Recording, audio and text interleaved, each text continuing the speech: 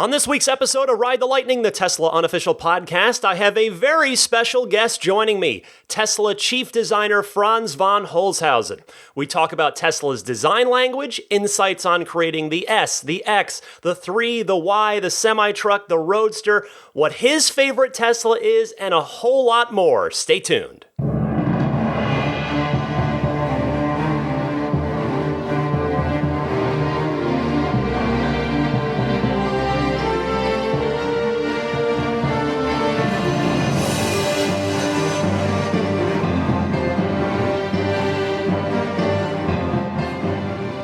What's happening, my friends? My name is Ryan McCaffrey, and I host Ride the Lightning, the Tesla unofficial podcast, a weekly Tesla podcast. If this is your first one joining it, new episodes every Sunday at 9 a.m. Eastern, 6 a.m. Pacific, and this week is a very, very special episode. On episode 200, I was lucky enough to celebrate that milestone with a 1-hour interview with Elon Musk, and now here at episode 220, I was so fortunate to get Franz von Holzhausen, the chief designer at Tesla. I was on a business trip to Los Angeles, where, of course, the Tesla design studio is located. That's where Franz and his team work out of.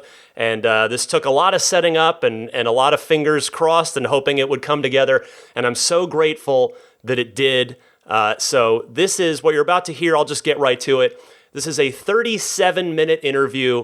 I, of course, would have loved twice that much time, but I had a hard out with Franz, but I can't complain. I'm very grateful for the time I got. Franz is very busy, obviously.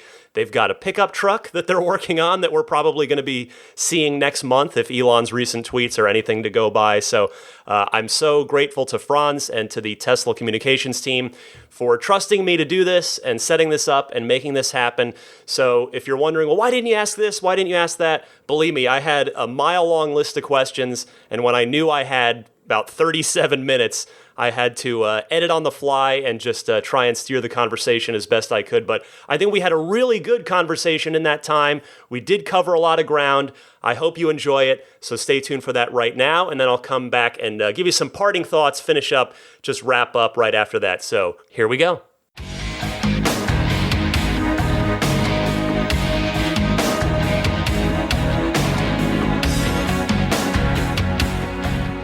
I am extremely pleased to be joined by Franz von Holzhausen, the chief designer at Tesla. Franz, thanks so much for having me and taking the time to do this. Yeah, of course. So you are not nearly as active publicly as Mr. Elon Musk is. So just for sort of quick context, I want to give a kind of a little background with you for people before I start asking you some questions about the product line and where Tesla's going. So do you remember when you first fell in love with cars? Was there a particular car that did it for you? I think my mom has a picture of me sitting in my high chair when I'm like 2, drawing a car.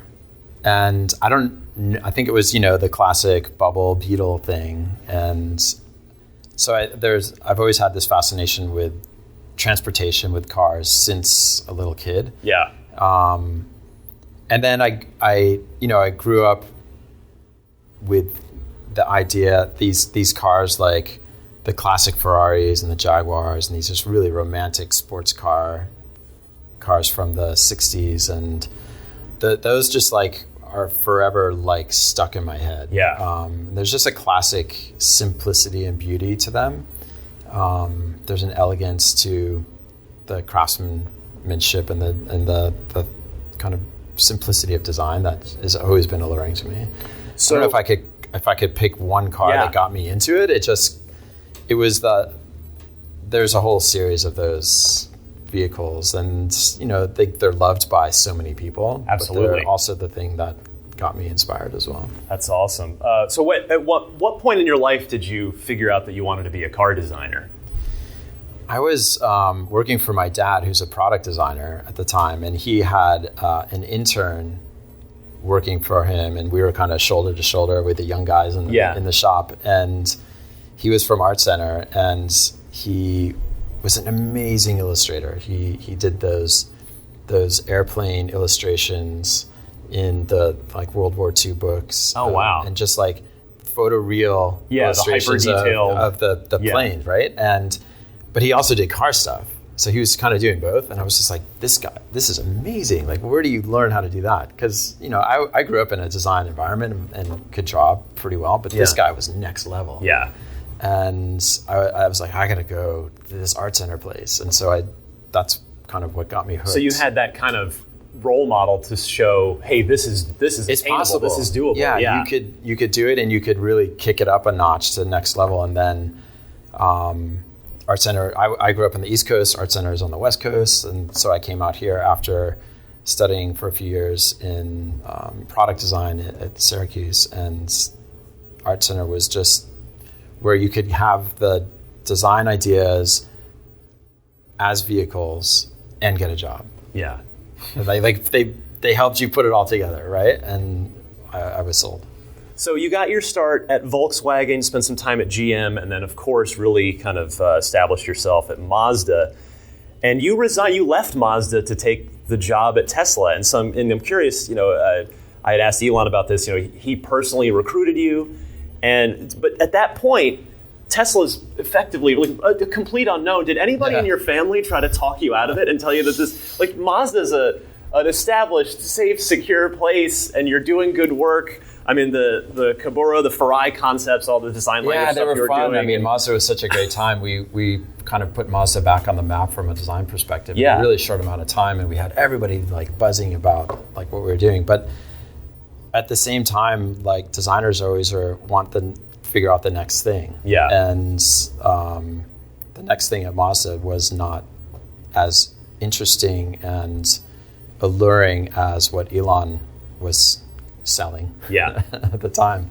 But it was really an all-in position. And everywhere else in the industry, sustainability, which was important to me, was kind of a side thing. It was a side project, and if you could work it in, that's great, but nobody was really focused on it. And Elon was all in. It was do or die. We make it work, or we're not a company. Right. And from that position, you do your best work, I think. And so living right on the edge of the cliff all the time. Yeah. And so at first, no, I didn't really tell my family. They thought I was crazy. And most of my colleagues who found out after thought I was equally crazy. But to me, it was the best position to be in. Yeah. And it was really kind of a bit of a clean sheet.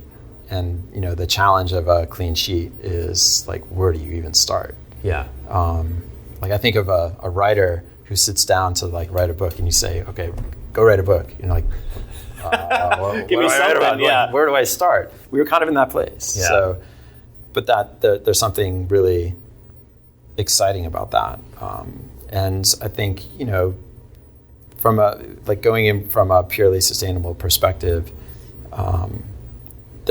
you just can't find that in the automotive industry.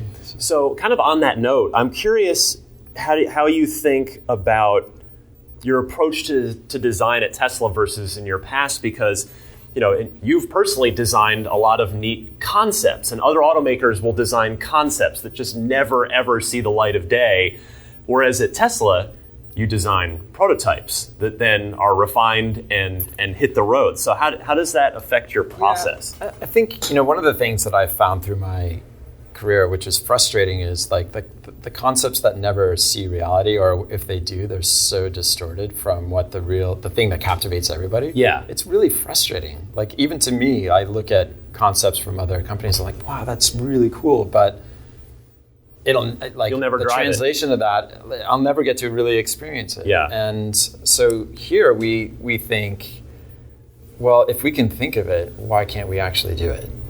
And so our vision is really around the prototype that is the kind of the stepping stone to the real concept. And the real concept is what you buy. And so I think that's what our goal is, to work through conceptually the idea, make it real, and then improve it by the time we get it into production. So from my perspective and from us, I think all of the products that we've developed over time have gotten better with this kind of better over time idea. Yeah. From the initial idea to it going into production. So I think it's kind of the inverse of what a lot of other people in the industry do. With when you sat down to design the Model S, you talked about the clean sheet. I mean, that's, you didn't have, there was no like engine block to account for, or these other things that just by default had to be there and you had to work around them. Was designing the Model S more challenging or liberating for you? It was probably the most challenging product because obviously we didn't have a library of things that we would draw on, so we're really starting fresh.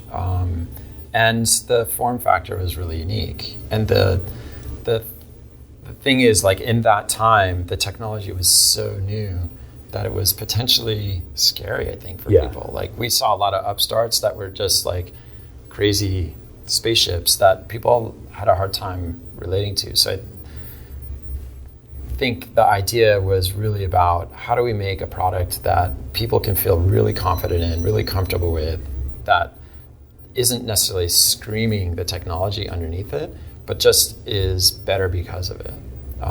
And Model S kind of grew out of that. It was challenging because we wanted to make a right-sized vehicle that held 7 people. And there's like SUVs out there that don't hold 7 people well. And so that was really challenging. But I think also the architecture of the way that the powertrain is established really enabled that. So I always talked about Model S as like we created this kind of platform, and the rest, everything above it was the opportunity space for us to do what we wanted with. And we tried to create this just beautiful object that no matter like if you knew it was electric or not, you would be attracted to it. Right. And if you didn't know what it was and you were attracted to it, it was an opportunity for you to engage and become kind of converted. You were effectively Trojan horsing the electric car part of the equation into it. Yeah, through beautiful design. Exactly. Yeah, and like my philosophy is that anything can be designed beautifully. It's frustrating that a lot of things are not. Right. So how do we do a vehicle, and an electric vehicle, that's just about beautiful design? Do you feel like other automakers are like, would you go so far as the sort of almost conspiracy theory of that they purposely uglify their electric vehicles to kind of sandbag them and keep the status quo going? No, I mean I've been in enough other auto manufacturers to realize that doesn't happen. Good, but I'm glad to hear that. I do think that there's a pretty consistent problem of over managing, and I think the thing that we don't have here is this like big management system and layers and layers and layers of decisions that happen. We're pretty quick about design and then a solution, and that's what we make because we know it's great. Yeah. And so not everybody feels the need to like have their fingerprint on this product, have their and then it just say, becomes vanilla or whatever. And I also think we don't get really caught up in kind of a brand identity or a brand feel. Like if it's the right thing, it's the right thing, and it doesn't have to have like this thing that makes it Nissan or a Toyota or whatever, like this visual identity that constrains the product. So we're always talking about like relieving constraints and just making the best thing. So I know I have a limited amount of time. I wanted to ask you a little bit about the design of each car in the lineup, but with the Model S, to finish up with that, you've previously said that you work on the Model S every single day. I'm curious, like just as a Tesla owner and enthusiast, as a fan, like what is your average day? Like when you come in here, like what did you do today? Like what's your day look like? Every day is completely different. Our focus is just about making all of the products and the ones that we're developing into the future as beautiful and great as possible. But never really forgetting the ones that we've done in the past. And Model S is such a great car, even today. The car that we were just talking about this. The car that we built in 2012 is still the best electric vehicle out there, and it's still a beautiful product, Absolutely. Even though we've improved it over time. And the improvements are such a radical improvement over what we produced when we first launched the car, and the car is just so much better. And I think that's just about how do we get the best product to the customer always at that moment in time. Yeah. And so we're just always looking at every detail consistently to see if we can make an improvement. Now, on some things, it's really challenging because there's a lot of capital that goes into potentially changing the entire body side or something like that. But there's a lot of things like the UI, which is constantly getting improved. We've improved so much about the interior and the seating comfort and materials and the color choices and, a lot of details. Yeah. And so, that's a portion of just constantly looking at something and saying, how do we make it better? So what'd you do today? Is there a little is it a seat? What'd you do today? What'd you work on today? I can't really talk about it because it's, some ideas that may come, maybe not. Fair enough. Fair enough. You talk about evolving the platform. There is a plaid mode Model S running around the Nürburgring lately. There is. Really? It's publicly. It's out there. You guys put it out yourselves. Have you been involved with that as far from sort of the design side, because it has some obviously aesthetic tweaks to it? In a very minor way. Yeah. I think that's a functional prototype first, so that I think the results of that are potentially in the future. Yeah. Now you've also always talked about how you love the self-presenting door handles, how the car greets you with the Model S. Yeah. But you also seem to be, in my observation, again as a Tesla fan, you seem to be on a never-ending quest to either find the perfect door handle or, in the case of the Roadster, eliminate it entirely. Yeah, I think that interaction with the vehicle is always your first kind of moment. And the Model S, it's such a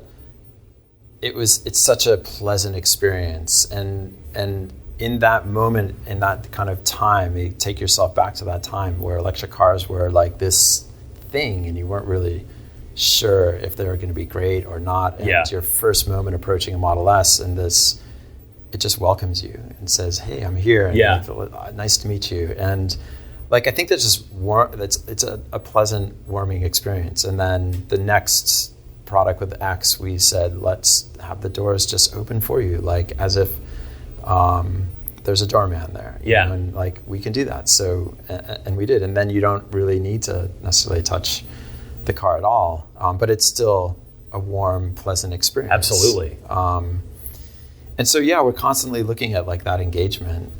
I think also the idea of the key and putting the key into an ignition to turn the thing on, we know when you're approaching the car, so the car's ready to go. Yeah. And you literally just need to put it into gear to go. There's none of this awkward kind of fumbling around with stuff. And that's just about making a better overall experience. We're constantly trying to make a better, more fun, unique experience with our cars. How would you describe Tesla's design language now, and also where it's going? I think each product is really specific to itself. There is some familiarity with our appearance, but I think we're constantly looking at how do we make each product better. And so I think each of our vehicles will never be constrained by something that we've done in the past. We may borrow things that just are beautiful elements, right, and try to improve on that. But we'll never look at a Tesla and say, well, it's got to have this and it needs to do this, and or it's not a Tesla. There is no DNA of a Tesla, like a Tesla Bible language. That doesn't exist. Doesn't exist. It's really about making a beautiful product right for what that product is intended to be. So I think it's just we'll constantly be evolving. The Falcon Wing doors on the Model X. I mean those were unveiled on the prototype in 2012, as I recall. Did you look at other cars that had done a gull-wing door style thing there and sort of say, well, we should maybe look at that's good, or let's definitely not do that? I mean, there haven't been many over the course of history. There haven't. There's been a couple of good ones. The Mercedes 300 SL, the DeLoreans,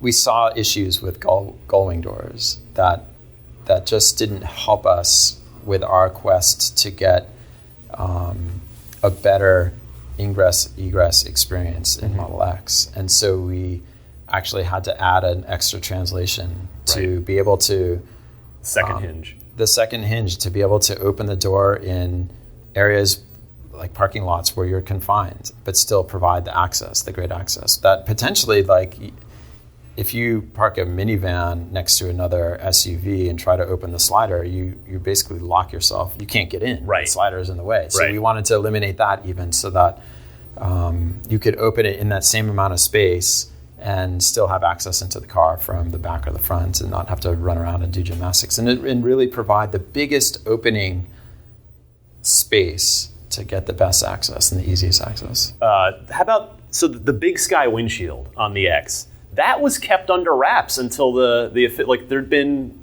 engineering prototypes and things spotted around San Francisco, but nobody kind of figured out until the car was properly unveiled. Where did the idea for that come from? Because that, we've never seen a piece of glass like that on a production vehicle before. I think we were just kicking around the idea and realized that we could make a structure that was really engineered well enough that we didn't need a front header anymore. It's an idea that we've had on a variety of things that we were kicking around internally, and it just seemed like we figured out how to do it, and so we did it. And the experience is so amazing. It's so pleasant. We couldn't not do it. Yeah, it's tough to go. Every other car kind of feels cramped after you've been in X. Exactly. Yeah. And you suddenly get an opportunity to experience the world around you in a different way, especially when you're in cities or in big sky space or with trees around or a lot of nature. It's a different kind of viewing experience. So Model 3, Elon has described that as one of the big bet the company moments. So when you're sitting down to sketch Model 3 and start on it, is there any? Do you feel pressure? Are you a person that do you sense like, man, I better nail this or else we're in trouble? Well, I kind of think the big pressure moment was Model S had to be great or we wouldn't be sitting here today. But each time there's a significant amount of pressure that comes with that. We're not a big company. We don't have opportunities to get things not right.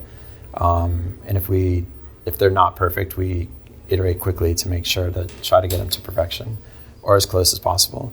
And we knew that there's a customer out there that really adored the Model S, just couldn't afford it.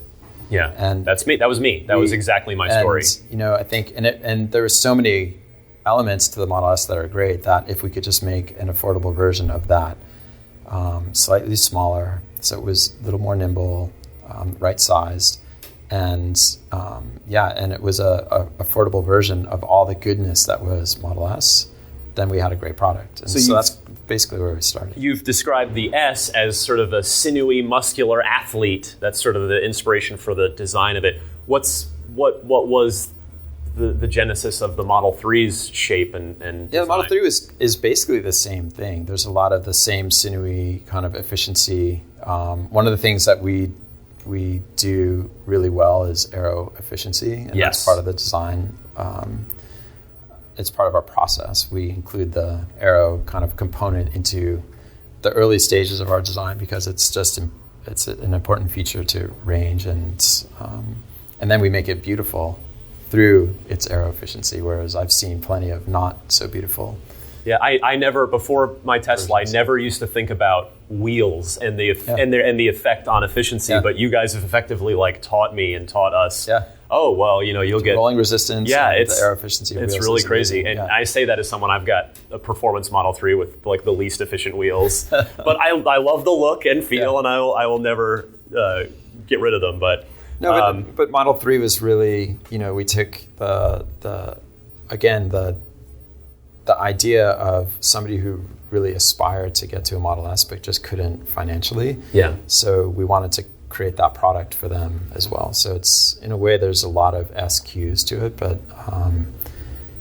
it's still the same thing. It's aero efficient. It's very lean muscle mass kind of idea. Can you tell me real quick about the changes made from the alpha prototypes that we saw here in March of 2016? I was lucky enough to be here for that event.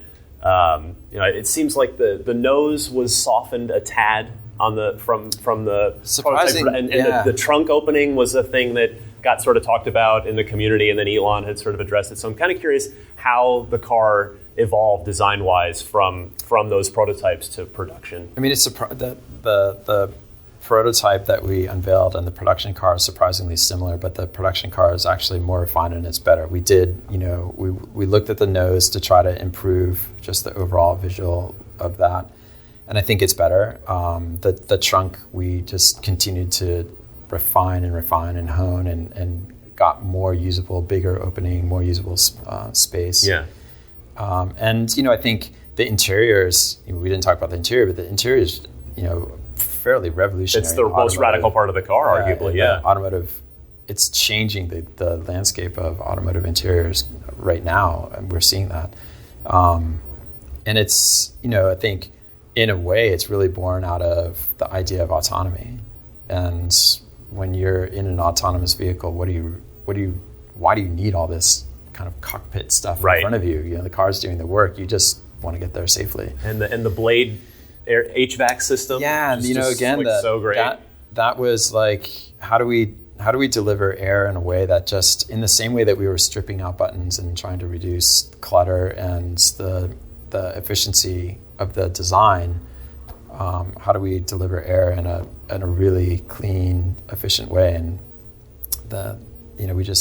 we had this idea and we continued to iterate and develop it, and it's pretty awesome. And there's certainly, I would be remiss if I didn't ask you, there are a lot of current and potential and future S and X customers who see that interior and those advances and go, well, when are the S and the X going to kind of get an interior treatment, a fast forward into the next evolution? Yep. That was, if that didn't come across on the audio, that was sort of a deep sigh from Franz. I think in a positive way. We'll always be making our products better. I just wanted to ask you about the Semi real quick too, because when that project comes around, is that super fun for you, or is it terrifying? Like, in the sense that, had you ever even considered designing a semi truck before? Actually, no. But it's such an opportunity. The semi kind of landscape and history of semis is not evolved at all. They're kind of, in a way, they're dinosaurs of transportation. And so that's a designer's dream, is to take an idea and really radically improve it. And we have such a unique opportunity with the powertrain and the way that we could repackage the vehicle, that we wanted to take full advantage of it. And we talked to a lot of truckers. We experienced what they experience, and we just saw such an amazing opportunity to really make their whole life so much better, safer, better. There's no fumes anymore. There's no vibration. There's all these things that just autopilot. Autopilot is amazing on that vehicle, and this kind of command view of the road, just redefining what a truck could look like. So it sounds like you had a lot of fun with it. Yeah, it was absolutely fun. Yeah. Well, I meant to ask you too, but back up a quick second. The Model 3 Alpha prototypes, I guess, particularly the silver one, which was sort of the one that was all that got all the press, did all the media tours and stuff. Where is that car now? Because I feel it should be in a museum. It might be here in the studio. Is it here? Yeah. It's hanging here somewhere. But let's put that on display, maybe in Fremont, or I feel like it should just be like a piece of history. Yeah, I agree. So we've been holding on to our vehicles. So speaking of the Semi, there was at the unveiling of that, there was the unveiling of another vehicle. Yeah. When you drove that next generation Roadster off of the back of that semi truck 2 years ago at that event, I'm curious, how did that feel for you? What was that moment like because you knew you were surprising everyone when you drove that thing out and then just let it rip and brought it back around? How was that for you? I mean, honestly, I couldn't believe that we were able to keep it a secret. but we worked really hard to make that happen. And so I think just being able to expose it was a cool moment. It's something I'll always remember. It's an amazing machine. That car is like no other.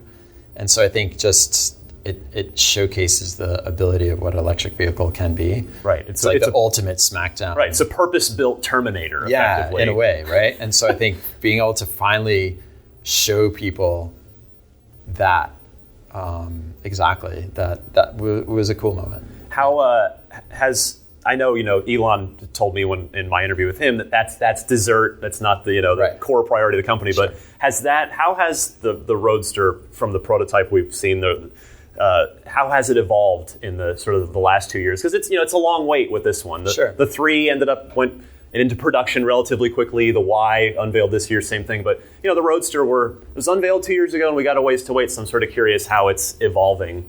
It's evolving, deservedly so. It needs more time. And it will be even better than what we've unveiled. Oh man, in every way.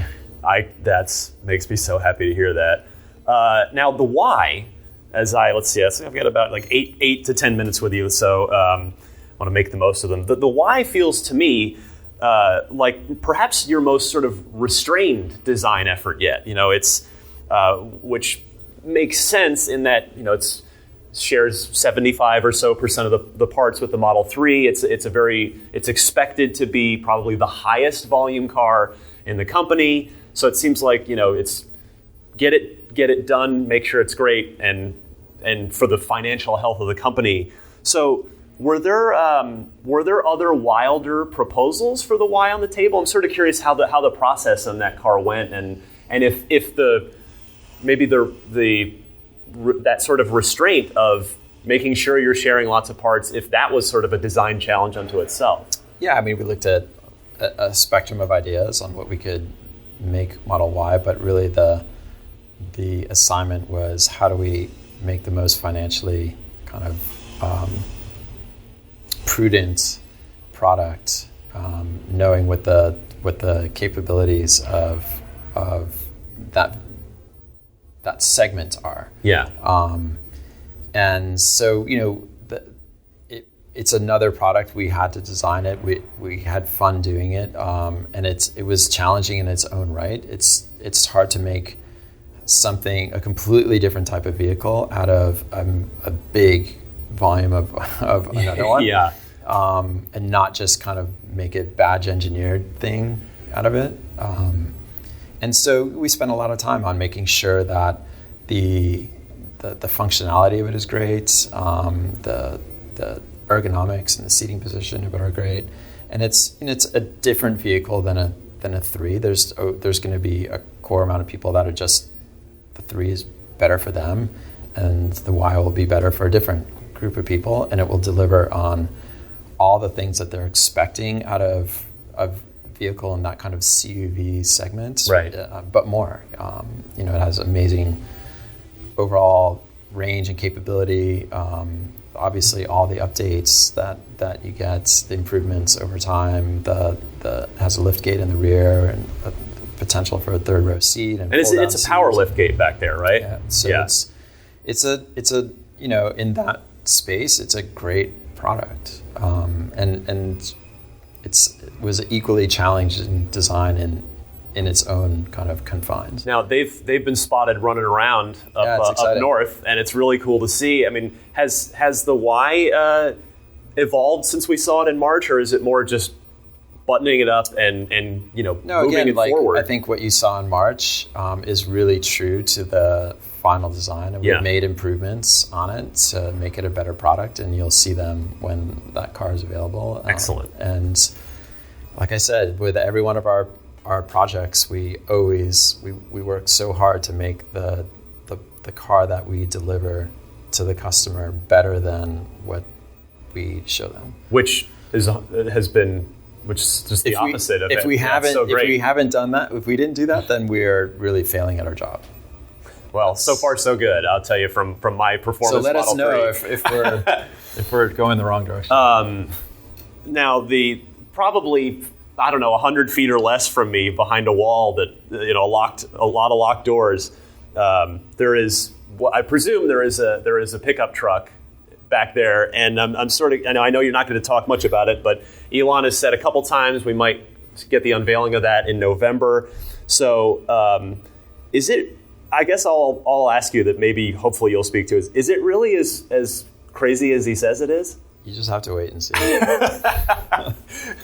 All right, I had to try. It's my job to try. I'm very curious to see that thing. Yeah. What's been the most fun car for you to design at Tesla? Honestly, like the next one. The next one that we work on is always the most fun. I think, Model S was incredibly fun. X in its own right was uniquely fun. There's so much in X. It's like our Fabergé egg. Yes. It's in a way it's almost over the top, right? 3 was a really fun product because it was like near and dear to all of our hearts. It was a product that we all wanted. We all wanted to, we wanted to be able to afford what we do. Semi was just like carving open a whole new opportunity there.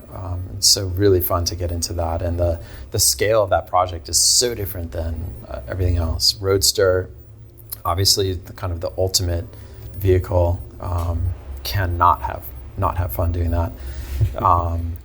Y, and it was, a really fun journey that we went on with Y, and I think where we are is going to be an amazing product.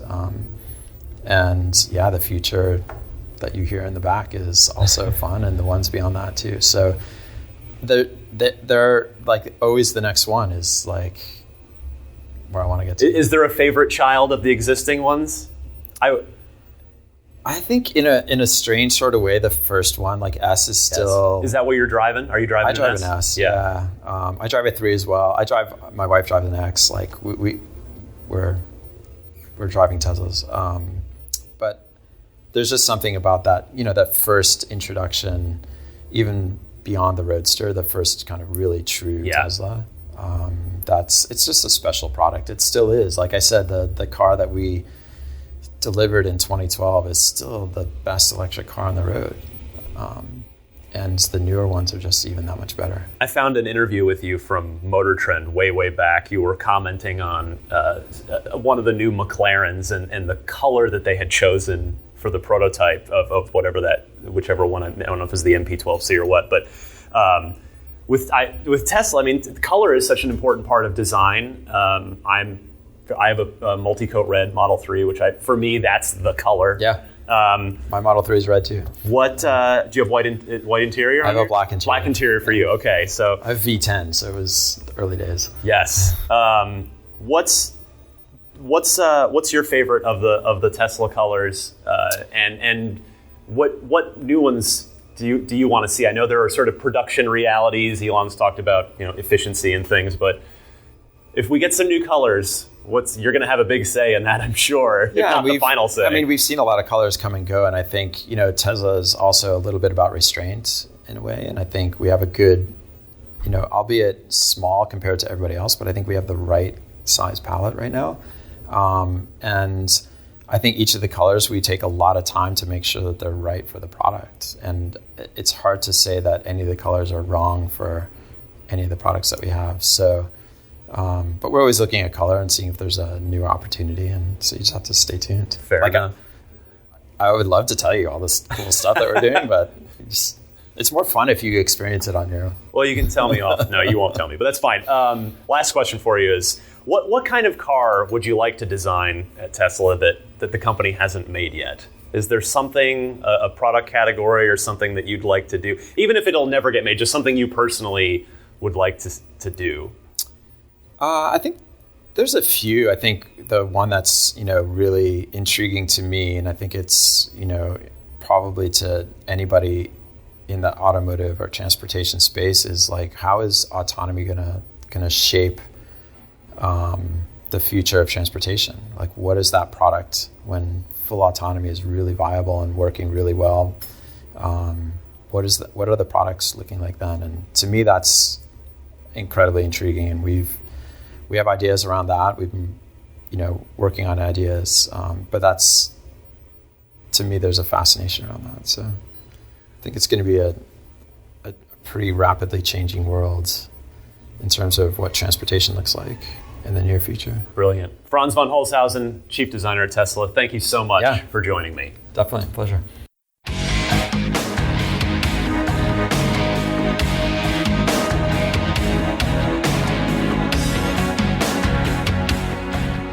Well, there it was, Franz von Holzhausen, Chief Designer at Tesla. I'm still floating on Cloud 9 after getting to do that interview. Just such a treat, such a thrill. It was really great for me I was just so grateful to be able to tell him to his face after the interview how much I love my car and how much it has legitimately changed my life in so many ways.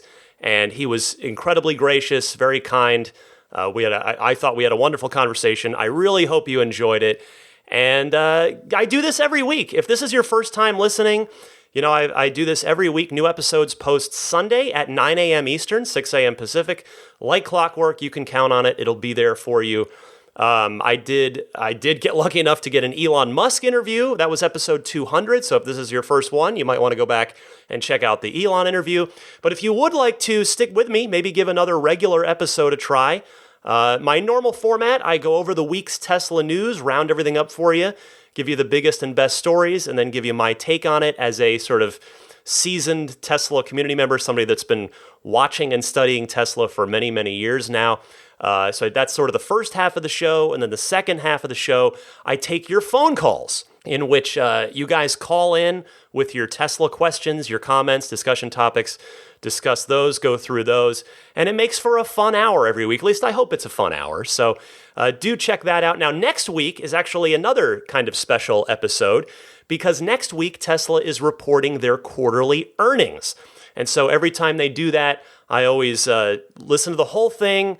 I dissect it, I chop it up and give you the most sort of relevant sound bits from Elon Musk and the Tesla executive team and go over kind of, again, my thoughts and analysis on what their thoughts and what the numbers and the results mean for the business. So stay tuned for that next week. But again, I just want to thank the Tesla communications team for setting this up. It was a lot to trust me with this.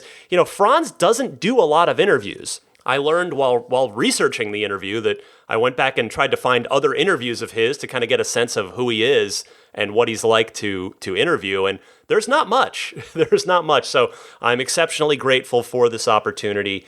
And that will do it. So if this is your first time and you'd like to stick with me on this podcast, you can subscribe completely for free so that the podcast pushes out to you each and every week. You don't have to go find it. It will find you. You can subscribe on any of the major podcast services, including iTunes/Apple Podcasts, Google Podcasts, Stitcher, TuneIn, and TuneIn's the one, by the way, in your Tesla. If you're a Tesla owner, you can search for Ride the Lightning Tesla Podcast right in your car, and it will pop up. Spotify, I'm on there. And then even YouTube. I don't have video on there. It's just a syndication of the audio feed. But if you do prefer to consume this podcast on YouTube, I do have a channel, and it is there for you. You can follow me on Twitter if you're interested. I'm at DMC_Ryan. Same thing on Instagram. You can email me, teslapodcast@gmail.com.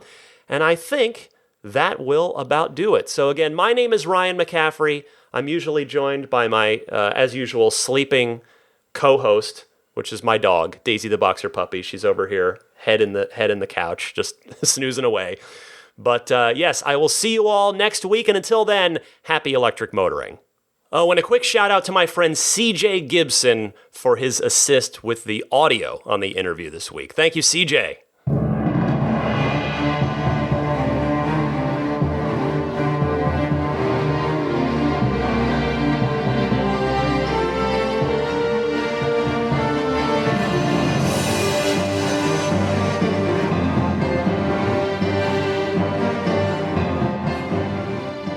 I mean, I think a Tesla is the most fun thing you could possibly buy ever.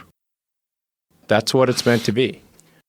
Our goal is to make it's not exactly a car. It's actually a thing to maximize enjoyment. it's maximum fun.